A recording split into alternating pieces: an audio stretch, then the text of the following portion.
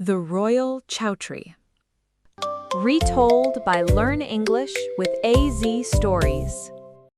One warm afternoon, Emperor Akbar was walking through his palace gardens. As he walked near the palace walls, he noticed a group of tired travelers resting there. These travelers were saints on spiritual journeys. They often stopped near the palace to rest in the shade after long days of travel. But Akbar was not pleased. "This palace is no place for people to sit and rest," he said firmly. He called his guards and gave a strict order. "From today, no one is allowed to rest near the palace walls. This is the emperor's palace, not a Choultry for travelers." The order spread quickly through the city. Soon the saints became worried. The palace walls had always been a peaceful place where travelers could rest. Not knowing what to do, they went to Birbal, Emperor Akbar's trusted advisor. Birbal listened carefully to their problem. Then he smiled. "Do not worry," he said. "I will speak to the emperor." That evening, Birbal dressed himself like a saint. Wearing simple robes and covering his face with a hood, he quietly sat down by the palace walls.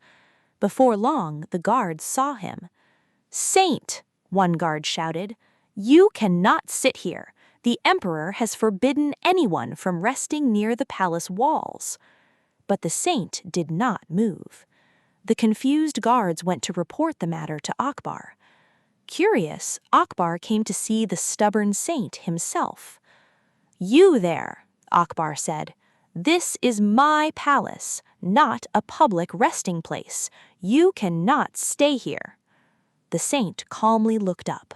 "Your Majesty," he said politely, "may I ask you a question?" Akbar nodded. "To whom did this palace belong before you?" "It belonged to my father," Akbar replied. "And before him?" "My grandfather," said Akbar. "And before that?" "My great-grandfather." The saint smiled gently. "If this palace has passed from one person to another, how can it truly belong to anyone forever?" he said. Akbar became silent. "This world is like a Choultry, Your Majesty. We stay here only for a short time before we move on. Should we not share what we have with others?" the saint continued. Akbar thought deeply about these words. Slowly he realized his mistake. "You speak wisely," he said. "Tell me, who are you?" The saint removed his hood. Everyone gasped. "Birbal!" Akbar exclaimed. He laughed and shook his head.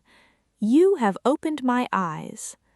Akbar immediately turned to his guards. "From this day forward," he declared, "travelers may rest near the palace walls." And so the palace grounds once again became a peaceful resting place for saints and travelers.